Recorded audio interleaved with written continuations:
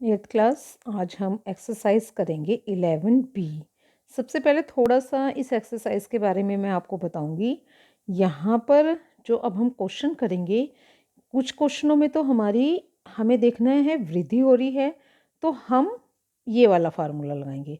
यदि कमी या घट कुछ चीज़ घट रही है तो हम माइनस का फार्मूला। बस यहाँ पे ये अंतर थोड़ा सा, क्योंकि यहाँ पर हम बैंक वाले क्वेश्चन या ब्याज वाले क्वेश्चन नहीं करेंगे। यहाँ हम थोड़ा उससे हटके, लेकिन है मतलब बढ़ोतरी के और गिरावट के क्वेश्चन। जैसे कि मान लीजिए किसी नगर में जनसंख्या बढ़ गई है तो अब से 2 साल बाद कितनी जनसंख्या रहेगी। मान लीजिए किसी नगर में मृत्यु दर घट रही है ना, तो वो घटी हुई मतलब किस तरीके से, मतलब उसमें हमें बस यहाँ पे ये ध्यान रखना है। यदि बढ़ रही है तो हम ये फार्मूला लगाएंगे मिश्र धन वाला ही, और यदि घट रही है तो ऋणात्मक, है ना, ऋणात्मक अवमूल्यन है। यदि कोई चीज़ घट रही है तो हम माइनस का फार्मूला लगाएंगे। तो जैसे कि पहला क्वेश्चन यहाँ पे आप देखेंगे, एक नगर की हमें यहाँ जनसंख्या बता रखी है 31 दिसंबर 1978 को। वो कितनी थी आपकी? 1 लाख। ठीक है। यदि जनसंख्या में जो वृद्धि है, यानी हर साल आपकी जो बढ़ोतरी हो रही है वो हो रही है 10% की दर से, तो 31 दिसंबर 1981 को, यानी अब से 3 साल बाद उस नगर की जनसंख्या कितनी होगी। तो उसके लिए हमें क्या करना है, सबसे पहले हम अपनी इक्वेशन पूरी लिखेंगे। हमारी 1978 में, यानी पी हमारा जो स्टार्टिंग पॉइंट था वो 1 लाख थी।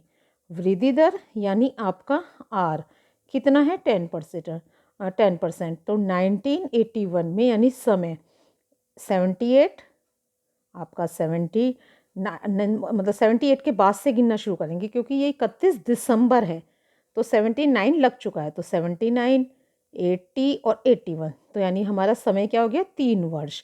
तो हम अपना फार्मूला लगाएंगे ए बराबर, क्योंकि बढ़ोतरी हुई है, बाद में पूछ रहा है तो यानी बढ़ोतरी तो होगी पॉपुलेशन में, तो P बराबर 1+R/100N। तो हम अपना फार्मूला यहाँ पे पुट करेंगे तो A बराबर यहाँ पे आ जाएगा आपका 1 लाख, ब्रैकेट में 1, R क्या है मेरे पास? 10 बट्टे आपका 100, और समय कितना आ जाएगा यहाँ पे मेरे पास? 3। ठीक है। अभी 1 0 से 1 0 कट गई आपकी। ठीक है। तो A बराबर यहाँ पे हम वही 1 लाख लिखेंगे। अब ये एलसीएम ले लेंगे यहाँ पे, है ना, जब भी हमारी बट्टे में संख्या आती है उन्हें सॉल्व करने के लिए। तो ये 10 यहाँ बट्टे में आ गया, इस 10 को हमने 1 से मल्टीप्लाई करा तो 10, इस 10 से 10 को भाग करा तो 1, और 1 × 1 यहाँ पे 1, और इसकी घात 3। अगले स्टेप में फिर हम लिखेंगे A बराबर, यहाँ आ जाएगा आपका 1 लाख। अब इनको हम प्लस करके लिख सकते हैं बच्चे, है ना। तो 10 और 1 11, यहाँ पे आपका ब्रैकेट ही ले लेते हैं चाहे तो हम, 11/10 की घात 3। यानी जब हम अब इसे सॉल्व करेंगे तो A बराबर यहाँ लिखेंगे 1 लाख गुणा 11/10, 11/10, और ये 11/10। क्यों? क्योंकि इसकी घात यानी समय कितना है यहाँ पे? 3 वर्ष आपका।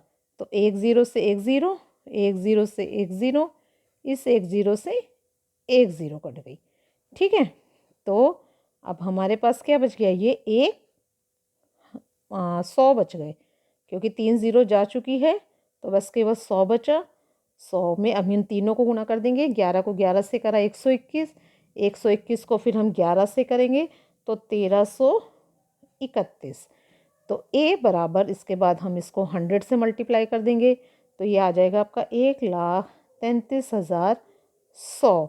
यानी जो 1978 में जनसंख्या 1 लाख थी, अब से 3 वर्ष बाद कितनी हो जाएगी? 1,33,100। इसके बाद सेकंड क्वेश्चन देखेंगे।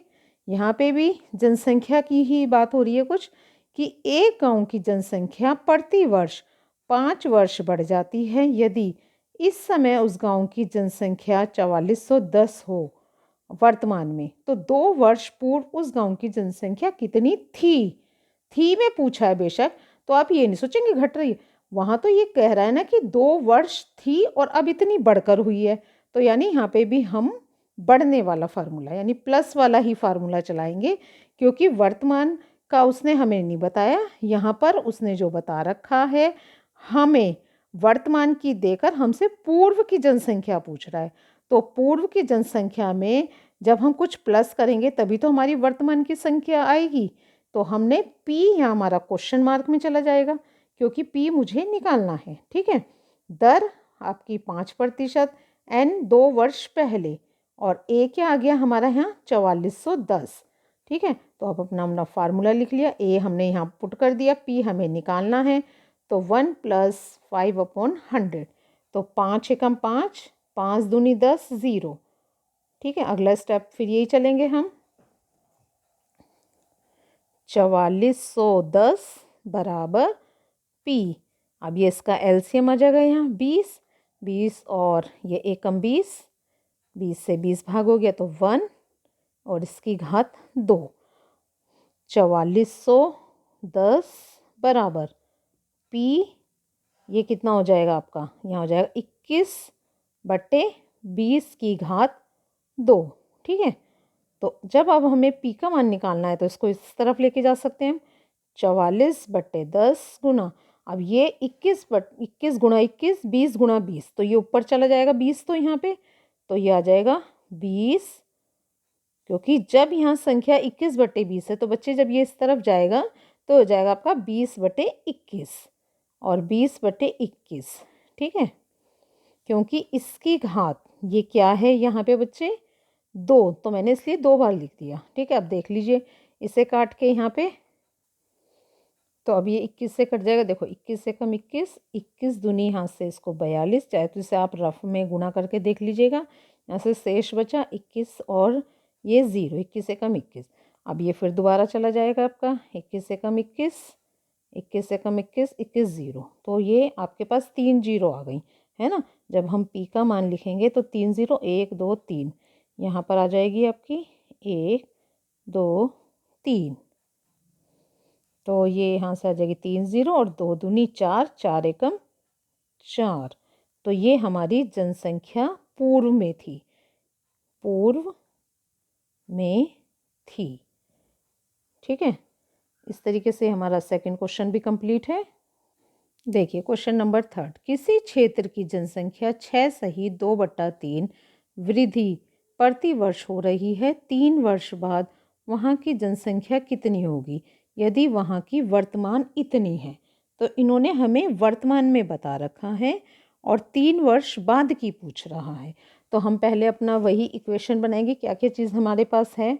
हमारे पास आर है, आर 6 सही 2/3 है, तो इसे सॉल्व कर लेते हैं। 3 6 18, 19 20/3। पी मेरा ये हो गया और एन कितने वर्ष, 3 वर्ष बाद, इसमें लिख दिया हमने फार्मूले में। पी मेरा 33,750, 1 + 20/3 गुणा 100, तो ये काट सकते हैं 20 से कम 20, 20 पंजे 100। तो ए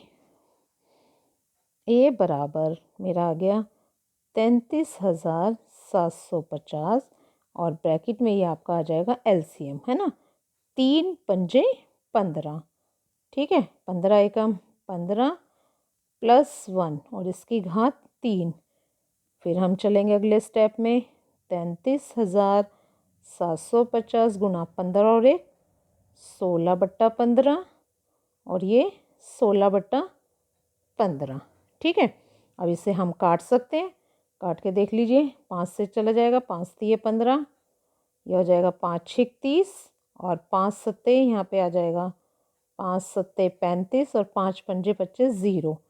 फिर 5 से काट लेते हैं, 5 3 15, 5 एकम 5, 5 3 15, 5 पंजे 25 और ये 0। फिर अब तो नहीं, अब हम इसे आपस में गुणा कर लेते हैं, है ना, और उसके बाद जो गुणा कर कर आ रहा है उससे हमने 9 से भाग दिया, तो ये हमारा आ जाएगा ए बराबर 49,130। तो ये हमारा आंसर आ गया।